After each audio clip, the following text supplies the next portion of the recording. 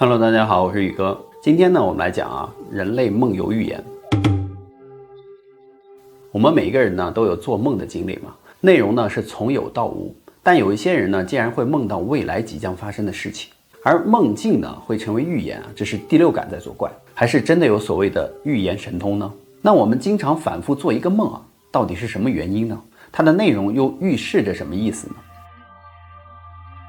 在国外呢有这么一个案例居住在伯明翰的艾尔文呢并不是一个多梦的人，但在半年多的时间里呢，他却经常反复的被一个相同的梦境所困扰。在梦中呢，埃尔文身处昏暗的森林，但月光把森林照得非常的清楚，埃尔文就疯狂的逃跑。至于有什么在后面紧追呢，他完全不知道，只是在梦里拼命的跑着。忽然之间呢，前面就出现了两条岔路，就在他不知道要朝哪边跑的时候呢，耳边就会传来一个不知道从什么地方传来的声音，告诉他左边，向左边跑。由于埃尔文当时很紧急嘛，没有时间考虑于是就向左边的岔路跑去。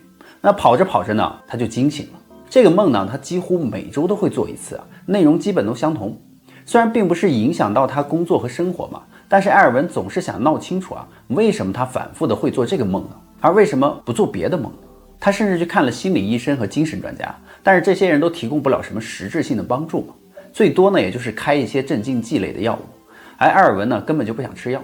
在1989年的8月的一天呢，埃尔文和朋友就到郊外游玩，他们就带了帐篷准备在河边钓鱼和露营嘛。到了晚上呢，他的朋友呢不知道什么原因吃了什么，忽然肚子剧痛起来。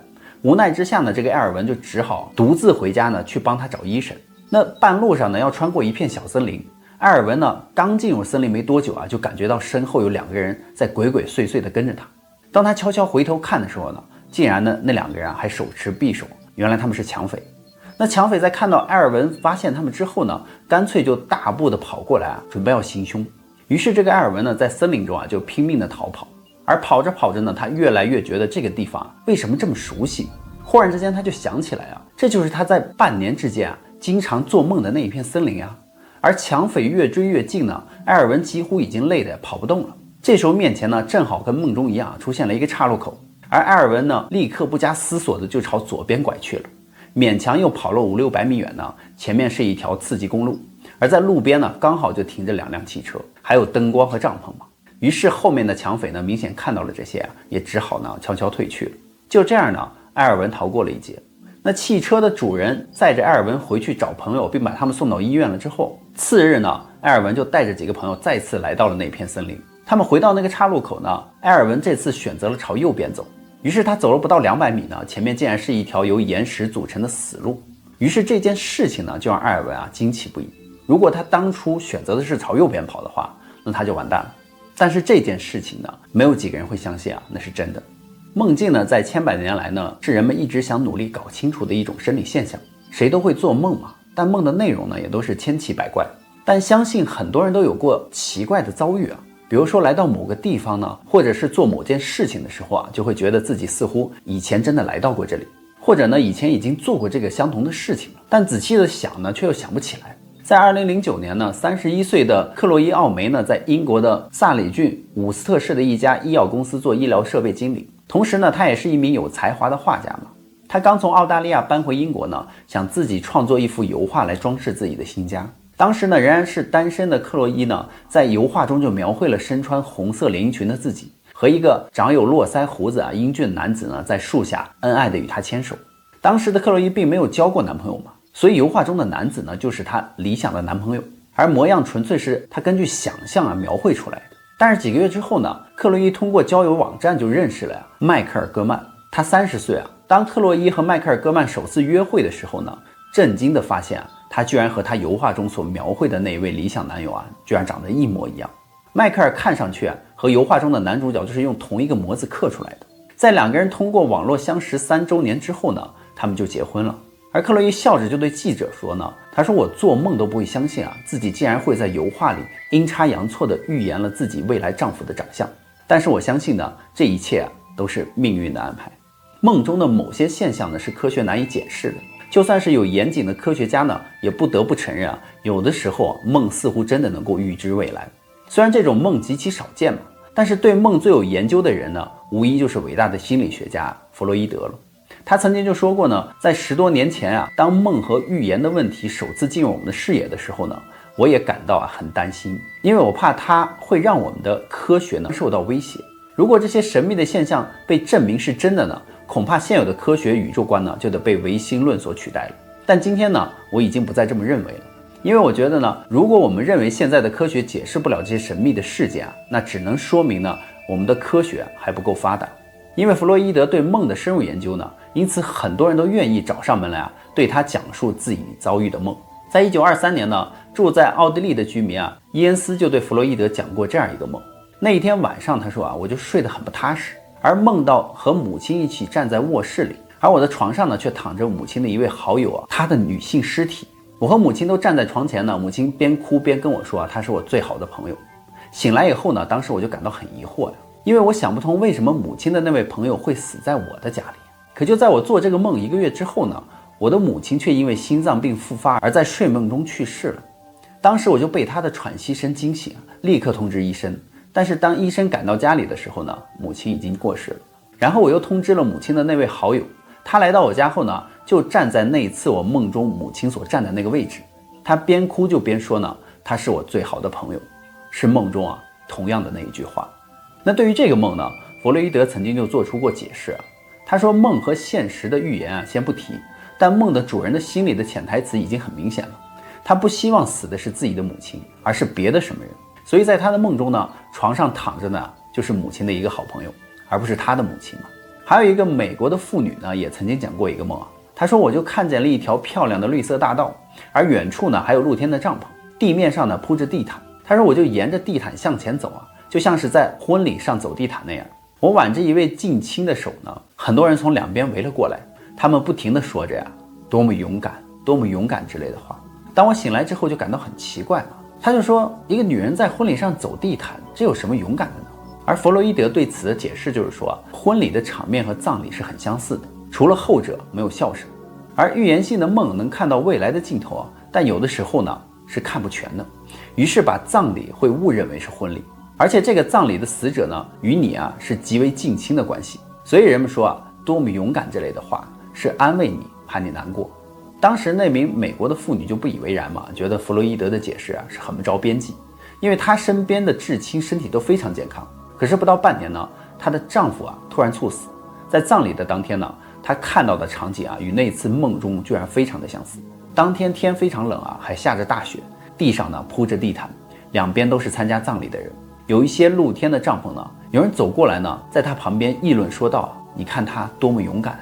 这个时候呢，这名妇女啊正挽着弟弟的手。而文豪雨果呢也曾经讲过一个故事，他说有人预言啊，他的邻居的儿子呢将死在法兰西的王位上，但是那个穷孩子能力一般，怎么也不可能成为法国的国王呀。但是后来呢，在法国大革命中呢，这个男孩参加了战斗啊，又在战斗中呢负下重伤，有人就把他扶到附近的一个大椅子上呢，给他包扎伤口。但后来呢，他还是死了。而这个大椅子呢，正是呢法兰西国王当初的那个宝座。梦能够预言未来，这似乎是唯心主义的东西，因为现代科学一向不提倡唯心观嘛。但是这些无法解释的梦境预言现象呢，是否能够说明现代科学呢也有它解释不了的领域呢？还有一个状况呢，就是梦游。我们在做梦的时候呢，会出现很多平时不敢做的事情，甚至会超过人类的极限。这到底是什么原因造成的呢？在梦中能够获得无法解释的超能力，还是大脑的潜能啊在梦中被激发出来了呢？为什么恐高的人梦游的时候竟能够站在10几层的外墙而不害怕呢？睡觉呢是地球动物共同的特性，目的呢是为了消除疲劳，恢复精神。一般睡着的状况都是一动不动的躺着，偶尔翻个身。但是呢，有那么一小部分人呢，他们在睡觉的时候啊，还能够起身、行走、吃喝，甚至是做事情。很多呢还是平时根本就无法完成的复杂危险的事情。这些呢就是梦游症。在1989年5月的一天晚上呢，法国科隆的居民啊，阿里奥熟睡后呢，突然就爬起来。他离开妻子和5岁的女儿呢，乘火车居然来到了英国伦敦。阿里奥先是在伦敦找了一份工作，然后又娶了当地人做了老婆，又生了一个儿子。过了20年，到了2009年呢，他在睡觉的时候啊，突然坐了起来，连夜乘火车啊，急忙就返回了法国，而掏出了钥匙，打开了一直没有换锁的家门。次日早晨呢，阿里奥一觉醒来啊，他的妻子看到了白发苍苍、已经失踪20多年的丈夫。悲喜交加的就哭了起来。他就问道说亲爱的，你这20多年到底去了哪儿？而阿里奥呢，伸了伸懒腰若无其事的就说，开什么玩笑，昨天晚上我不是还睡得好好的吗？什么时候我跑出去了呢？这也许是关于梦游时间最长的世界纪录了。但在2010年呢，美国的心理学教授麦克德却说那件事情不可能是真的。他指出呢，人类梦游最多只能持续46分钟。如果阿里奥真的能够持续20多年一直梦游的话，那他肯定是个外星人。当然了，他的话呢也有人怀疑，因为有很多人自称梦游的时间呢早就超过了46分钟，有几个小时之多。因为梦游的行为是多样性的嘛，有人会在院子里打水扫地，到街上散步，有人能够敏捷地爬上高墙的屋顶，而次日醒来呢，他们都会对头晚干过的事情忘得一干二净。梦游呢是千百年来最难以解释的一种人体现象了。而医学专家们普遍就认为梦游是一种神经系统疾病。他们就说呢，大多数的病因都源于儿童时代，很多人的梦游内容呢都是儿童时代所见所闻，或者是得不到的东西。对于梦游的治疗方法呢，到现在也没有一个最有效的方式嘛。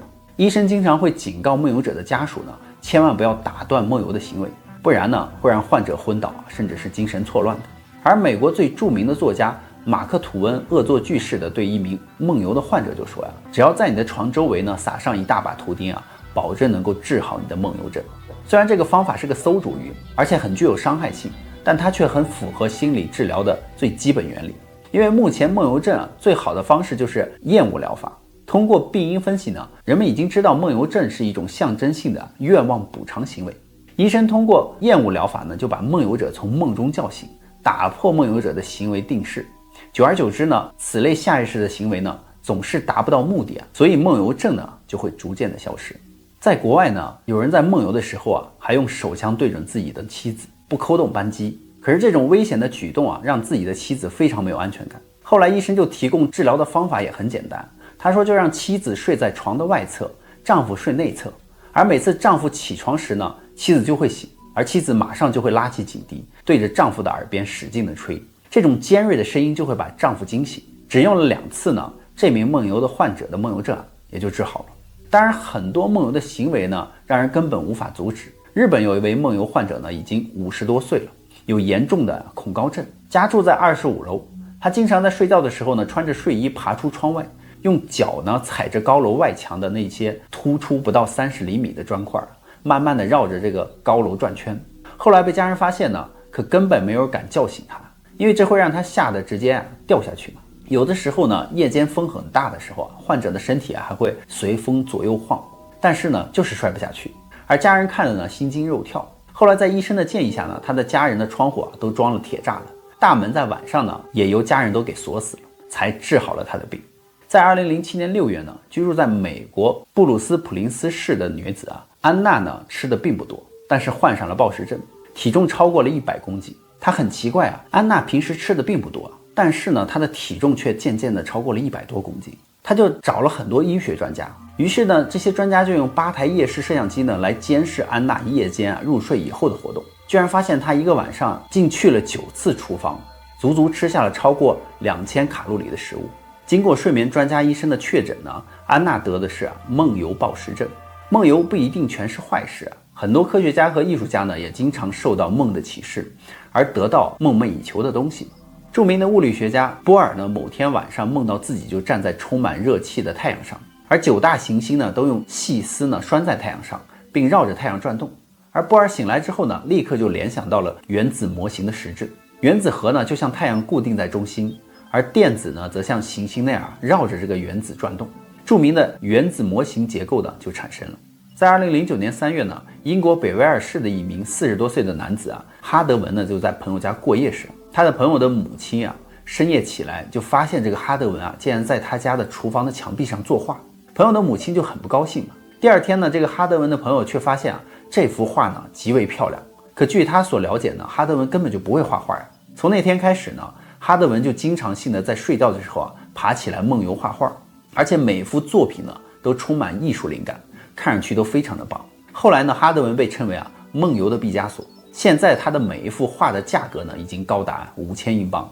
在澳大利亚的一名20几岁的男子是一个快餐店的员工，平时做的呢都是送外卖的活。他受教育程度不高，日子过得很拮据。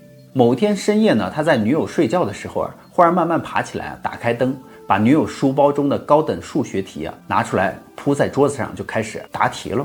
他的女友醒过来的时候就看到男子的行为，就感到很奇怪，又很可笑。但当他答完题继续上床呼呼大睡的时候女友拿起习题一看呢，就再也笑不出来了。因为所有的习题呢，全部被工整的解答了出来，凡是他能够看懂的题呢，答案都全部正确。次日呢，他把习题交给系主任呢，系主任仔细的检查，还发现全部正确。女友惊喜万分呢，以为这个没出息的男友是个数学天才，再次让他帮助答题。可是在他醒的时候呢，他完全看不懂这些题。从那以后呢，他就再也没有梦中答过题了。而这些现象呢，让医学家们就十分的费解。他们能够解释为梦游中的人暂时激发了大脑的潜能，比如说数学、绘画等方面的才华。在一些戏剧小说中呢，也有很多关于梦游的形象，比如说莎士比亚著名的戏剧《麦克白》中的麦克白夫人呢，就是个例子。她白天呢深藏背叛行为，而晚上梦中呢却供认一切罪行。贝里尼在歌剧中的梦游女中的主角也是这样，她在睡眠中呢经常做出无辜的行为，却遭受了各种白眼。那梦游到底算醒着的还是睡觉做梦呢？这个在医学中一直没有定论，很多人倾向于睡着了，但科学家就发现梦游的时候通常都不是在与眼球快速转动时。另外呢，人在梦游的时候经常会做出出人意料的事情，但是梦游者仍然要为自己梦游时的行为负全责。那人什么时候才能够把梦游激发人类潜能用于所有人呢？让我们拭目以待吧。那么好了，故事呢，宇哥也就讲完了。